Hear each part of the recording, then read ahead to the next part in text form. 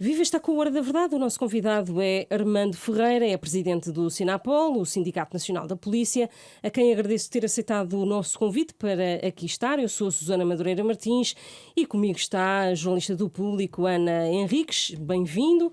Não é humilhante para os sindicatos que tenha sido um agente isolado a desencadear estes protestos que estão em curso, sendo que esse agente, Pedro Costa, ainda por cima, critica abertamente os sindicatos dos representantes da PSP? Olá, obrigado pelo convite.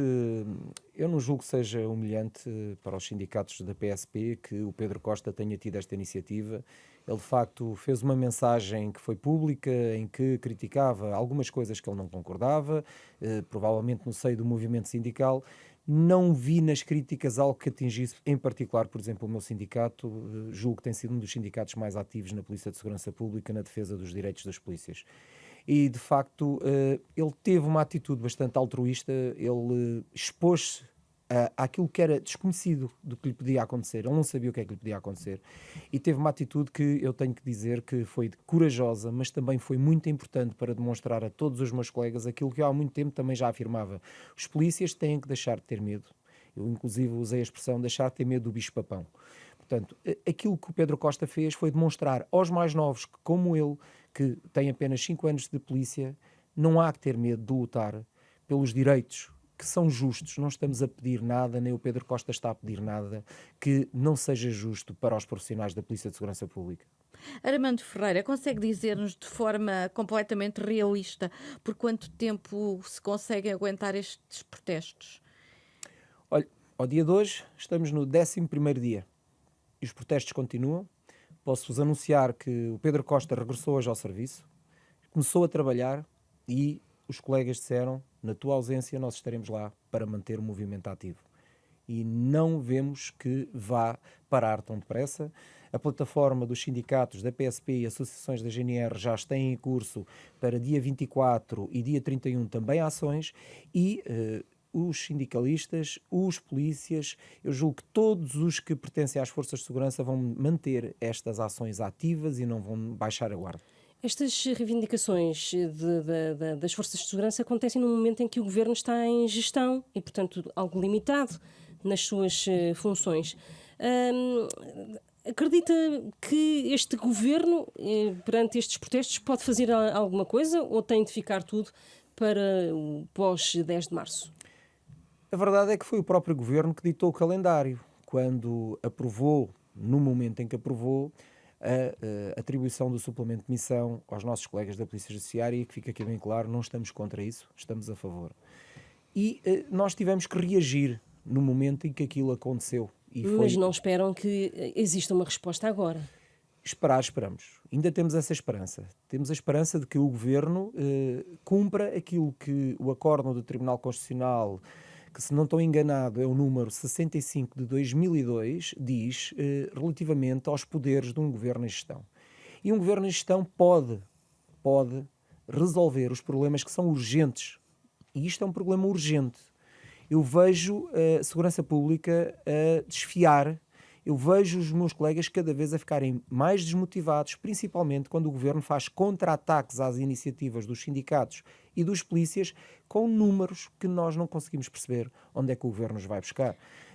Ouvimos recentemente o governo falar em aumentos de 32% desde 2015. Isso representaria no meu salário em particular um aumento de cerca de 500 euros. Eu não o recebi. Portanto, não sei onde é que as coisas vão parar se o governo não fizer nada para parar isto a tempo. Tem conhecimento de casos de agentes a passar mal por não ganharem o suficiente? Eu tenho conhecimento de casos de agentes que são os pais que pagam o aluguel das casas. Eu tenho conhecimento de casos de agentes que são os pais que lhe pagam a alimentação. Isto é a realidade dos factos. E é isto que nós temos que ver.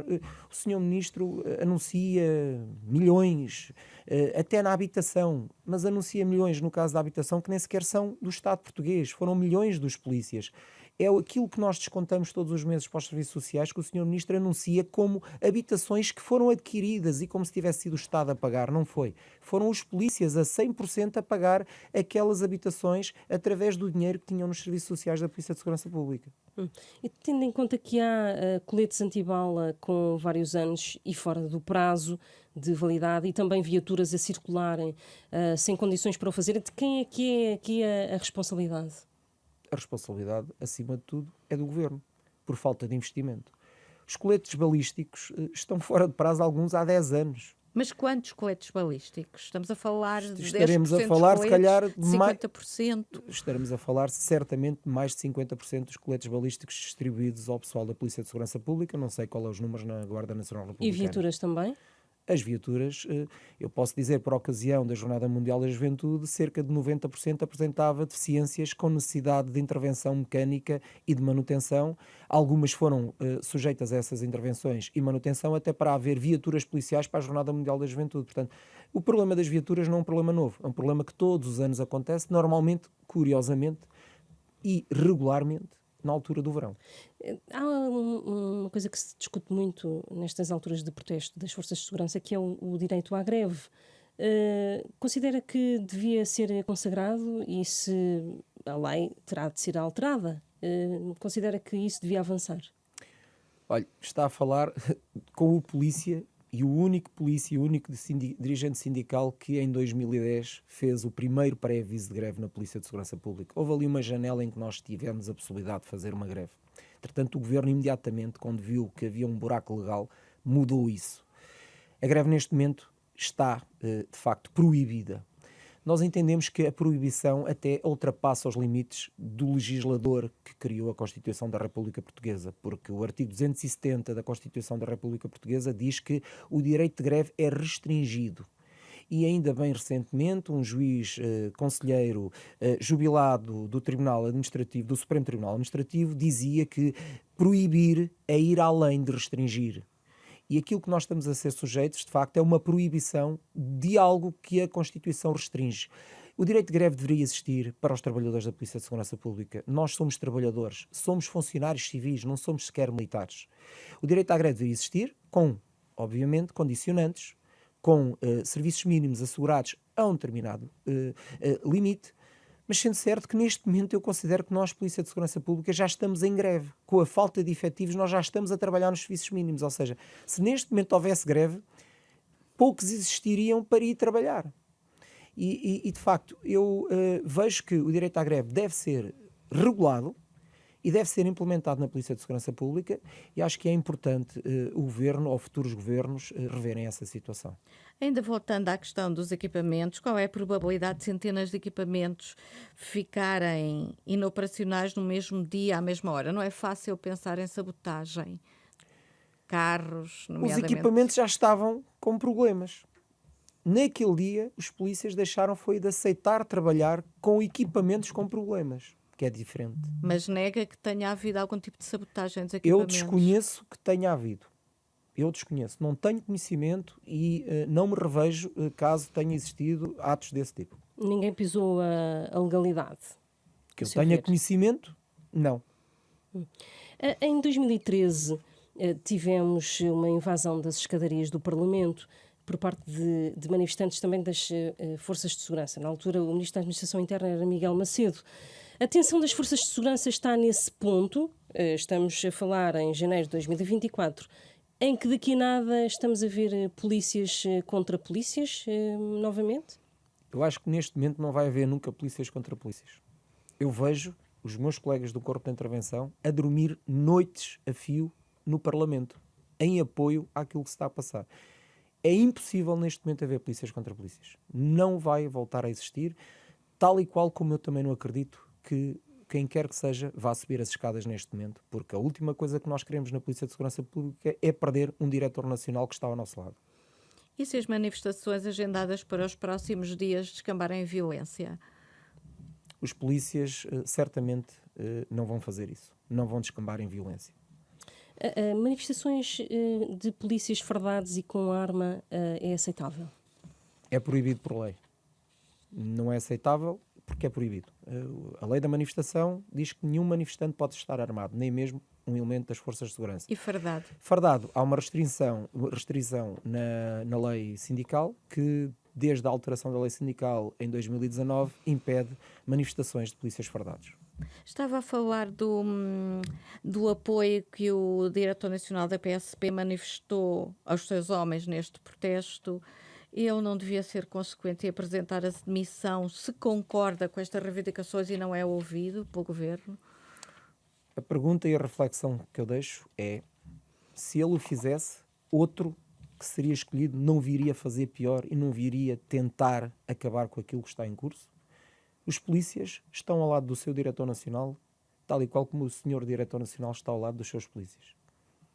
E, deixe-me acrescentar, não se tente usar a figura do diretor nacional para tentar o governo, de alguma forma, pressionar os polícias, porque, eu reafirmo, os polícias estão ao lado do diretor nacional. E Barros Correia não podia ter antecipado este problema antes de o suplemento da Polícia Judiciária ser aprovado e depois promulgado pelo Presidente da República?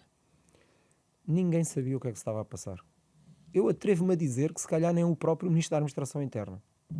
Isto provavelmente terá apanhado quase toda a gente de surpresa, apanhou-nos a nós.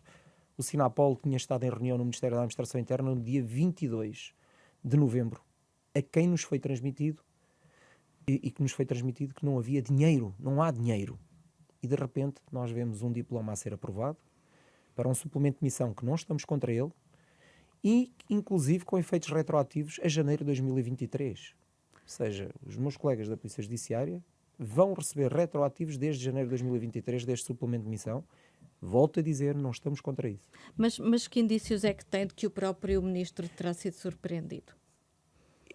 Eu quero acreditar que nenhum ministro que tem a tutela de uma pasta como a que tem da segurança ficaria impávido a ver outras polícias a receber uma compensação e uma valorização merecida e ele não ter feito nada por nós. Mas é uma questão de fé, não tem indício nenhum. Não tenho. Eu digo, é algo que pode ter acontecido. Porque da maneira que isto aconteceu, apanhou toda a gente de surpresa. Consegue garantir que quem precisar de socorro das forças de segurança não vai ser afetado por estes protestos? Eu consigo garantir que os polícias nunca deixarão de ser polícias. Mesmo quando estão nas suas horas de folga, eles são polícias.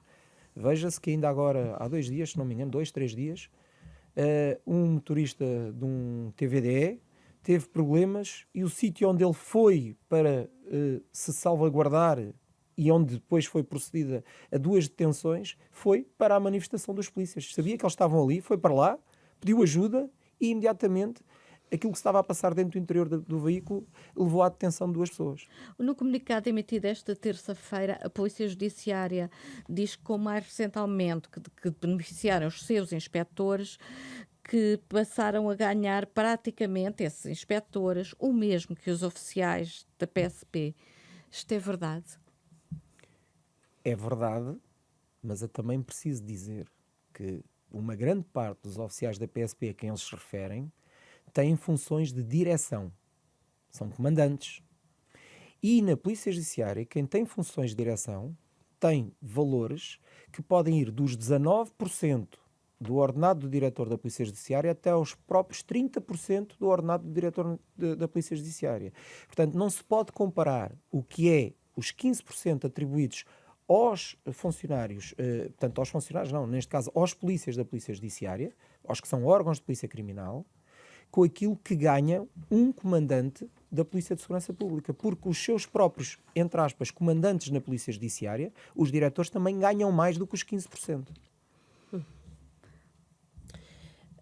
Diz que só aceita uma equiparação aos ordenados da Judiciária para PSP e GNR e como ultrapassar o facto de estarmos perante carreiras com um grau de complexidade distinto e exigências de entrada na profissão também diferentes, uma vez que para ser inspetor é necessário uma licenciatura? Vou começar por dizer, nós não estamos neste momento a falar do ordenado base. O ordenado base de um inspetor da Polícia Judiciária é o dobro do ordenado base de um polícia. Portanto, não estamos a falar de ordenados base, estamos a falar do suplemento de missão. É aí que eu me refiro. É ao suplemento de missão que queremos que seja igual. Porque o suplemento de missão basicamente está a compensar a penosidade e o risco. Ora, nós temos aqui que quantificar e qualificar. Nós estamos perante uma situação em que está qualificado o tipo de penosidade e de risco, que é igual para a PSP, para a GNR, para a Polícia Judiciária, para a Polícia Marítima, para quem quer que seja que desempenhe funções policiais em Portugal ou de segurança pública. Depois não podemos aceitar é que na quantidade se quantifique de forma diferente. Também não podemos aceitar que sejam graus académicos que atribuam a quantidade do risco que a pessoa tenha. Se nós vamos dizer isso, vamos estar a dizer então que quem tem um curso superior tem mais riscos e quem tem um curso que não é superior tem menos riscos. Isso é ridículo, porque então vamos começar a recrutar pessoas com a 4ª classe para a polícia para ninguém correr riscos. Não é isso que nós queremos. Sendo certo que na Polícia de Segurança Pública neste momento haverá se calhar 5 a 6 vezes mais licenciados e pessoas com ensino superior do que na própria Polícia Judiciária. Há dias o Ministro da Administração Interna enviou às redações uma nota que garantia, por exemplo, que o orçamento para remunerações nas forças de segurança aumentou 32,6% entre 2015 e 2024. E também avançava outras medidas que tinham sido tomadas, que em 2023 houve um aumento de 2 níveis remuneratórios para o primeiro escalão dos profissionais da GNR e da PSP, em vez de apenas um, como para os restantes funcionários da administração pública. O que lhe pergunto é se, perante esta nota e o que diz o Ministro, se houve ou não uma valorização das remunerações e dos suplementos da PSP e da GNR, ou nada disto é verdade e o Ministro está a mentir. O Ministro está a manipular os números, porque aquilo que o Sr. Ministro se esquece de dizer é que essas valorizações ocorreram para todos os trabalhadores da administração pública e do Estado português, mesmo aqueles que não são administração pública, como é o caso da Guarda Nacional Republicana, das Forças Armadas e outras entidades que não são da administração pública. Portanto, aquilo que aconteceu foi uma valorização de todas as carreiras. Aconteceu por força, quer dos descongelamentos em 2018, que estávamos congelados, e aconteceu também por força do aumento do ordenado mínimo nacional. Aquilo que nós estamos a ser sujeitos é a uma campanha por parte do governo de tentar dizer os polícias foram aumentados, porque é essa a mensagem que eles querem passar. Não é menos verdade que foram aumentados, mas todos os outros também foram aumentados. Eu tenho dado o exemplo do salário mínimo nacional. Eu, quando entrei para a Polícia de Segurança Pública, eu ganhava mais do dobro do salário mínimo nacional. Hoje um polícia, com essas valorizações todas que o Sr. Ministro diz que está a ser atribuída às forças de segurança, um polícia início de carreira está a ganhar mais 100 e poucos euros que o salário mínimo nacional. A entrada de carreira. A entrada de carreira. Se o Sr. Ministro tivesse neste momento dito aos polícias, olha, só vou valorizar em uma posição remuneratória o início da carreira na Polícia de Segurança Pública, neste momento um polícia ganhava tanto como o ordenado mínimo nacional. É isto que se quer de um profissional da Segurança Pública, ganhar o mesmo que o ordenado mínimo nacional, quando no passado já ganhou mais do dobro? Esta é a realidade. Se nós fôssemos a utilizar os cálculos que eu tinha quando entrei para a polícia, certamente hoje um agente de polícia que ganha 907 euros de salário base estaria a ganhar cerca de 1.800.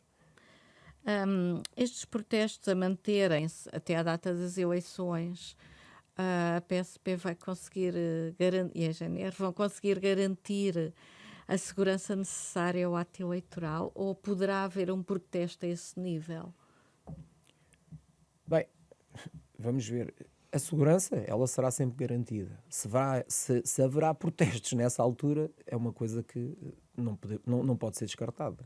Mas poderá haver protestos que ponham em causa a segurança ou a realização do próprio ato eleitoral? Certo. Eu posso afirmar que, por iniciativa dos sindicatos e das associações, portanto, sindicatos da PSP e associações da GNR, não será feito nada que ponha em causa a segurança pública. Tudo o que existir será antes ou depois?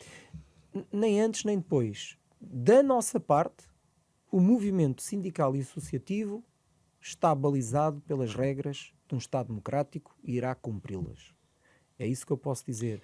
Sei que o descontentamento é elevado e também sei que há movimentos inorgânicos que têm outros pensamentos.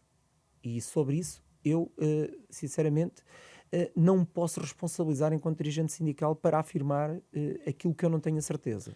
Eu espero que, volto a dizer e reafirmar, o Governo se aperceba o estado em que a situação está. Está, digamos, mesmo na linha vermelha. E eu não quero que ultrapasse a linha vermelha. Eu sou pai, sou marido e eu estou preocupado com a segurança pública. Protestos espontâneos nessa altura podem acontecer. Podem, quer dizer, nós não temos controle sobre isso. Qual é o mínimo que aceitam para pararem os protestos? É sempre a equiparação do suplemento ao suplemento da Polícia Judiciária, do suplemento salarial? Neste momento é.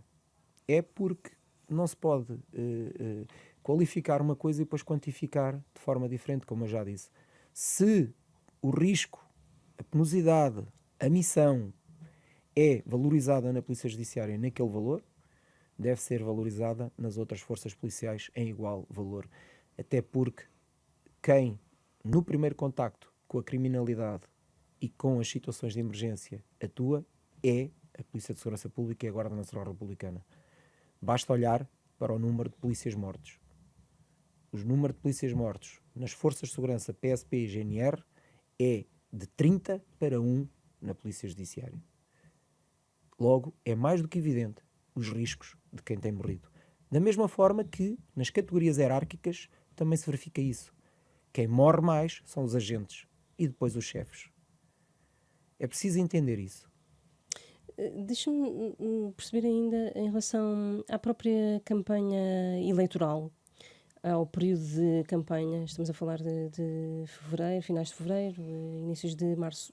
Admitem levar os protestos para esse período e para dentro da própria campanha, por exemplo, protestos à porta de comícios dos principais partidos, PS, PSD?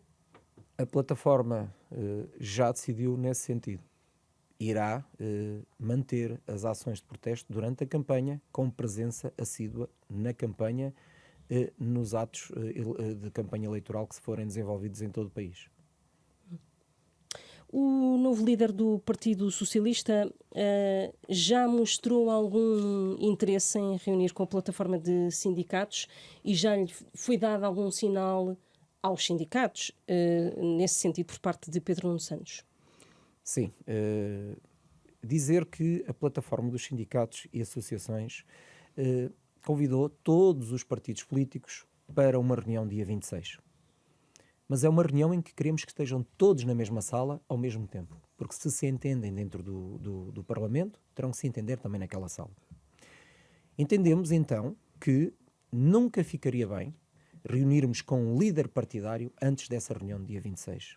E por isso já foi demonstrada a disponibilidade ao Sr. Secretário-Geral do Partido Socialista de que, a partir do dia 29, estamos disponíveis para reunir com ele ou com qualquer outro líder partidário. E o silêncio do Presidente da República sobre este processo espantam? Deixa-me um bocadinho pensativo, ainda que o Sr. Presidente da República tenha feito uma recomendação quando aprovou o diploma da Polícia Judiciária. Mas eu julgo que o Sr. Presidente da República, que é uma pessoa também de causas, daria um bom sinal se já tivesse ido visitar os polícias que estão no Parlamento. Os polícias já há muito tempo falam nisso. Onde é que anda o nosso Presidente da República? E há algum tipo de apelo que façam nesse sentido? Porque neste momento o Presidente da República está numa espécie de recato pré-eleitoral ou pré-campanha eleitoral imposto por ele próprio. O que eu posso dizer ao Sr. Presidente da República, que eu conheço pessoalmente, é que neste caso em concreto era importante para os polícias sentirem que também o Presidente da República está com eles, não só por um texto, mas também por uma palavra pública. Era importante. Também seria importante, porque seria, para além do texto que já escreveu, a acompanhar portanto, a aprovação do diploma da Polícia Judiciária. E defendendo a equidade, não exatamente, vir a público também dizê-lo de viva voz. Isso não seria uma ingerência neste período pré-eleitoral? Não acho que sim, que seja assim. Até porque ele estaria a dar um recado a todos. Não era só a um em particular. Eu já ouvi o governo português a dizer que agora não vai fazer nada porque não quer ser acusado de atos eleitoralistas. Eu acho que aqui não há ato eleitoralista nenhum. Aqui há mesmo uma resolução de um problema que urge tratar e que nós não sabemos o que é que pode acontecer no futuro. Agradeço a Armando Ferreira, é o presidente do Sinapol, o Sindicato Nacional da Polícia, a quem agradeço de Muito novo obrigado. ter aceitado aqui estar. Regressamos na próxima semana para mais um Hora da Verdade.